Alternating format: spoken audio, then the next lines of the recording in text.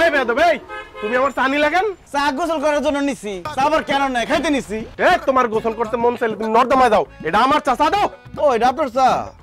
কই কাপের মধ্যে, চায়ের মধ্যে কোথাও তো ছাগল নামটা লেখা নাই। চায়ের কাপের মধ্যে তো বলদ লেখা আছে, তাহলে তুমি নিলা কেন? চা অর্ডার আমি দিছি, চা আমার, চা আমিই খামু। অর্ডার আপনি দিলেও এই চা আমি খামু। খবরদার আলমগীর, চায়ে যদি একটা চুমুক দাও একদম জিহ্বাটা টান্দা ছিঁড়া হলামু। আরে দুলা ভাই আপনারা এটা কি শুরু করছেন? এই যে ছোট দুলা ভাই চায়ের অর্ডার দিচ্ছে, বড় দুলা ভাই চাটা ওনার দিয়া দেন, আমি আপনার একটা চা বানাই দিতেছি। অসম্ভব, আমার সামনে বসে আমার আগে সে চা খাবে, এটা কোনোদিন হইব না। আর তাছাড়া তুই পানি গরম করবি, চায়ের লিকার দিবি, দুধ দিবি, চিনি দিবি, ঘুটা দিবি, অনেক সময়ের ব্যাপার। এত সময় আমার হাতে নাই, আমি একজন ব্যস্ত মানুষ। উনি হাজারে বসে থাকে, উনারে বানায় দে, উনি চা খাই।